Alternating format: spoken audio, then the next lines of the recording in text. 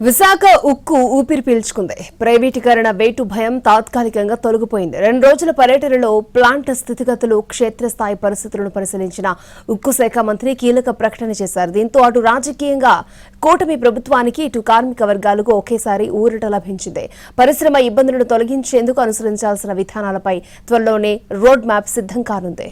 Visakha steel ప్లాంట్లో కేంద్ర మంత్రి కుమారస్వామి పర్యటించారు. కర్మాగారాన్ని పరిశీలించిన తరువాత అధికారులతో సమీక్షా సమావేశం నిర్వహించారు. ఈ సందర్భంగా ఆయన కీలక ప్రకటన చేశారు. విశాఖ స్టీల్ ప్లాంట్ ప్రైవేటీకరణ అంశాన్ని తోసిపుచ్చారు. అలాంటి సందేహమే ఉండదని కుమారస్వామి స్పష్టం చేశారు. ప్లాంట్పై అనేక మంది ఆధారపడి ఉన్నారని చెప్పారు. స్టీల్ ప్లాంట్ను రక్షించడం తమ బాధ్యతని తెలిపారు. ప్లాంట్ మూతపడుతుందని ఎవ్వరూ ఆందోళన చెందవద్దని వివరించారు. ప్రధాని మోడీ ఆశీస్సులతో 100% సామర్థ్యంతో ఉత్పత్తి జరుగుతుందన్నారు Kumaraswamy.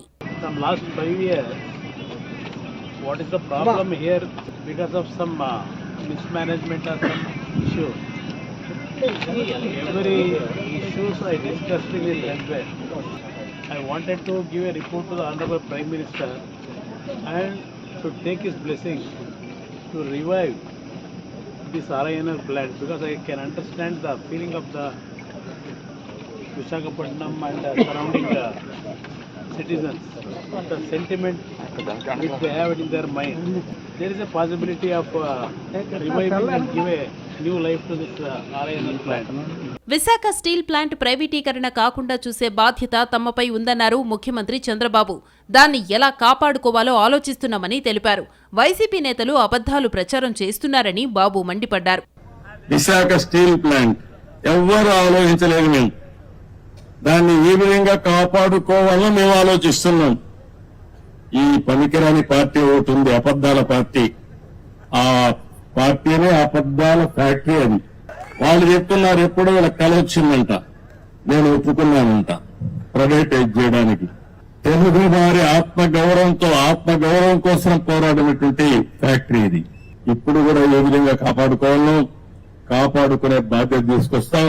Visakha steel plant privatisation అవ్వకూడదన్న భావన అందరికీ ఉందన్నారు విశాఖ బీజేపీ ఎమ్మెల్యే విష్ణుకుమార్ రాజు. కేంద్ర మంత్రి కుమారస్వామిని కలిసేందుకు స్టీల్ ప్లాంట్ అడ్మిషన్ బ్లాక్కు వచ్చారాయన. ఆంధ్రప్రదేశ్ బీజేపీ తరఫున ఎట్టి పరిస్థితుల్లో ప్రైవేటైజేషన్ అవ్వకుండా స్టీల్ ప్లాంట్కు మంచి భవిష్యత్తు ఉండేటట్టు చూడవలసిందిగా కోరామని చెప్పారు. ఈ క్రమంలో విశాఖ స్టీల్ ప్లాంట్ భూ నిర్వాసితులు కేంద్ర మంత్రి కుమారస్వామిని కలిశారు. ఏళ్ల తరబడి తమ సమస్యలు పరిష్కారం కావడం లేదంటూ వినతిపత్రం ఇచ్చారు. ఇప్పటికైనా తమకు న్యాయం చేయాలని కేంద్ర మంత్రిని వేడుకున్నారు.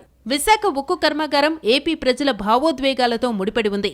ప్రైవేటైజేషన్ ప్రతిపాదన వచ్చిన నాటి నుంచి ఇక్కడి ప్రజలు ఆందోళనలు చేస్తూనే ఉన్నారు. ముఖ్యంగా ప్లాంట్ కార్మికులు తీవ్ర స్థాయిలో నిరసన వ్యక్తం చేస్తున్నారు. ఈ క్రమంలో రాష్ట్రంతో పాటు కేంద్రంలోనూ రాజకీయ సమీకరణాలు మారిపోయాయి. ఎన్నికల ముందు వరకు ప్రైవేటీకరణపై ఏదో ఒక మూల అనుమానం ఉండేది. టీడీపీ కేంద్రంలో కీలకంగా మారడంతో ప్రైవేటీకరణ ఊహాగానాలకు, అనుమానాలకు శాశ్వతంగా బ్రేకులు పడతాయా లేదా అనేది ఆసక్తికరంగా మారింది.